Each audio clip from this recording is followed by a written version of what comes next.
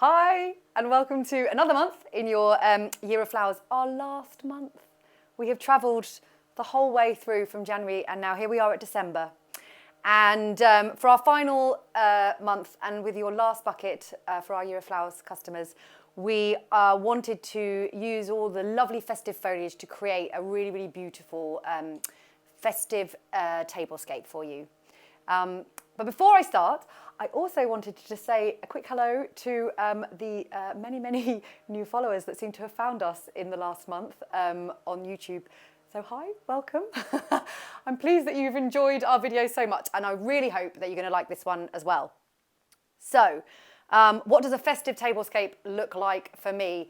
Well, for those of you that know me, that have been following me all year, I love a dead branch. So we're going to start this tablescape with a really beautiful framework of dead branches.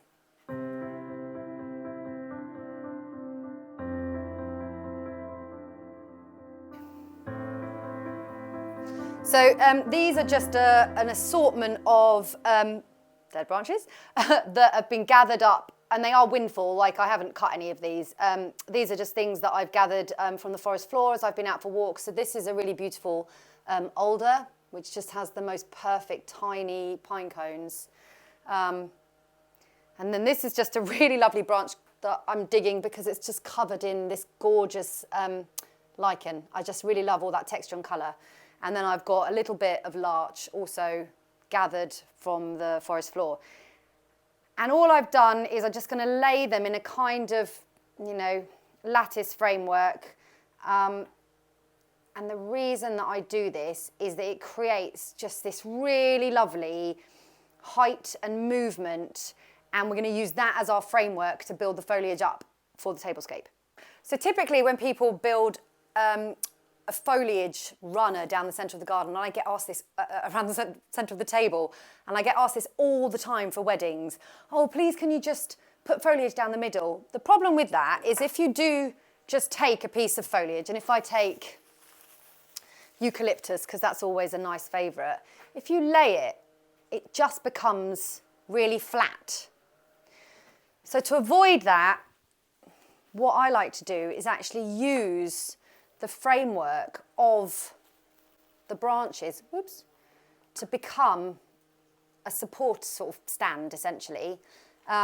So you get the tips of the branches poking out, and you get the foliage kind of actually feeling quite perky on the table, which is often what you lose when you just lay foliage on the table. So we're just going to use the structure of the branches to actually prop up all these pieces of foliage. And don't worry too much if there are like cut edges in, really visible. Once we lay the foliage and things over them, they will just disappear. So this is some lovely eucalyptus. And we've got a whole load of spruce and ivy and cedar and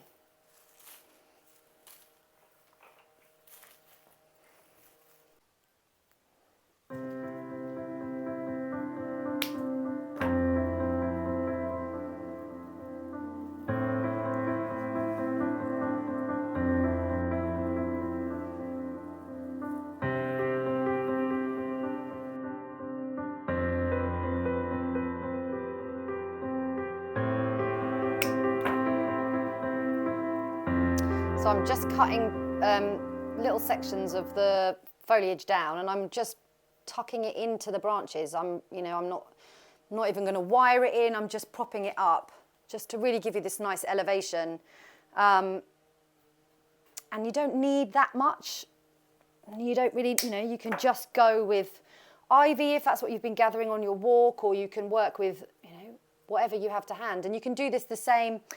I did this type of thing for a really huge corporate dinner that we did in September, and we had dead branches, obviously, and then we used old man's beard and grapevine, which was it was incredible, and then we dotted it with dahlias, and it was the most beautiful, beautiful effect, if I do say so myself.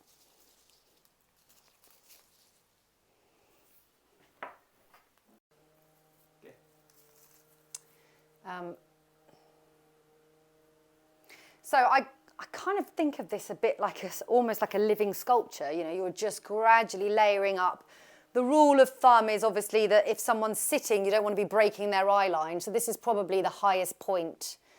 And I wouldn't create too much height. I would just let these bits kind of emerge out of the foliage on their own.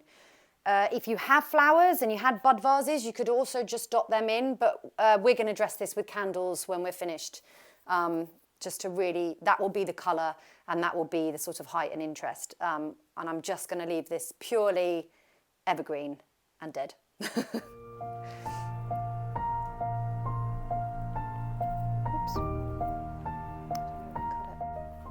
So this is this beautiful buried ivy. I mean, look at those. I love it when they're in that kind of black tone. So I'm going to cut this into two, and always when I'm cutting all of this stuff, it's like, I treat it like pruning, that I'm finding the junction where the stems meet on the branch. I'm angling the scissors away so that the cut is going to be hidden and facing down, and then I'll cut like that, which means I can still use this piece because the actual raw side will be facing down to the table and won't be visible.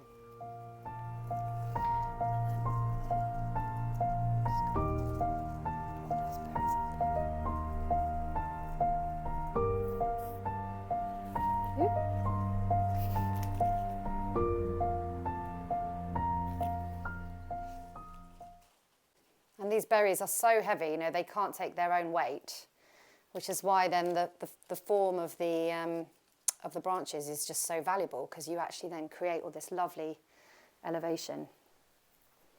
And obviously you need to make sure that you're looking at it from all sides, and you know, from all sides, that your table guests are going to appreciate the view. But I'm going to leave it quite light touch. I feel like here I might need to introduce another dead branch, because this little valley feels a little bit flat. So I'm just going to add in a branch, then I think we're done. So I'm just adding in the last few pieces. I'm going to pop in a little bit of trailing ivy because I'm feeling it. And it's funny because there are ingredients that I wouldn't have touched last year. I just wasn't interested in ivy last year, and this year I'm feeling it a lot. So I think that's done. In terms of the actual foliage, I might tweak a little bit more once the table's laid and I've seen where the cutlery and the plates and the glasses will sit, but obviously I don't want to encroach too much onto the place settings. And now I'm going to dot some candles through, both to add a little bit of colour and obviously light, but it also plays with height. So I apologise now for introducing you to these candles. Because I think once you found them, you can never buy any other candle. But they're just the most incredible, elegant shape that I'm completely obsessed with. So they are Esther and Eric, and they're hand-dipped, and they come in like a farrow and ball palette of every colour under the sun. And this is not in any way paid advertising at all. I'm just completely obsessed by them. They are also a nightmare to have straight for any photography.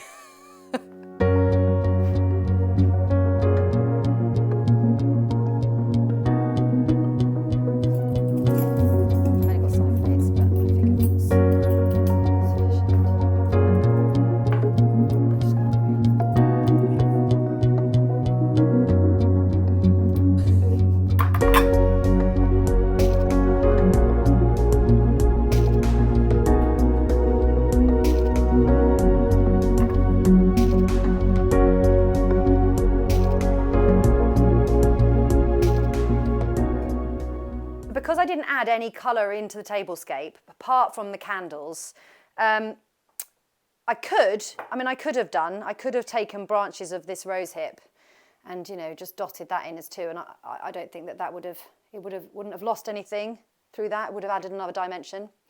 But I'm going to actually introduce the colour onto the plate setting. So just a really, really small, try and dethorn it so you're not, you know, causing too much pain for your guests. I'm just going to pop a little rose hip onto every plate.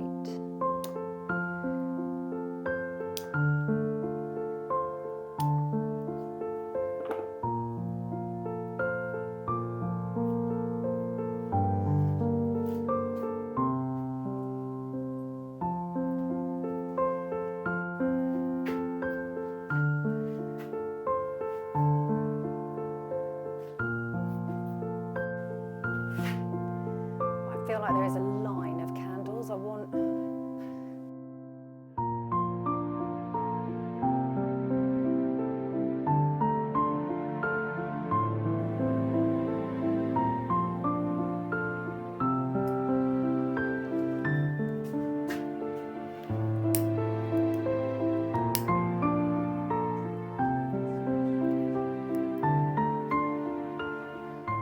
So that's it.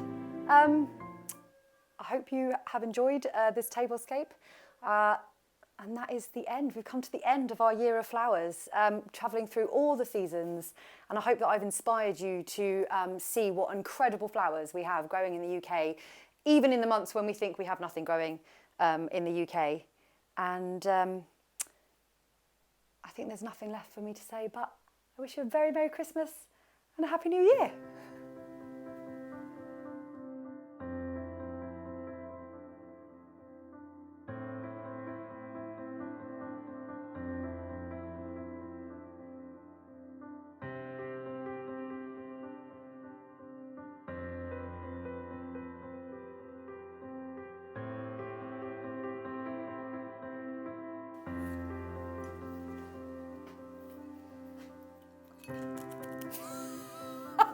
I can't open it. Oh, there we go.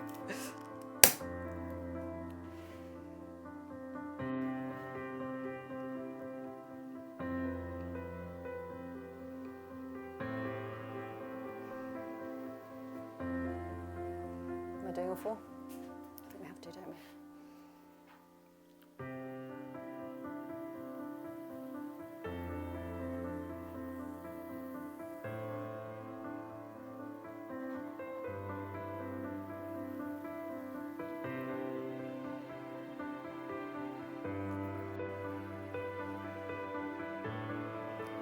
Cheers.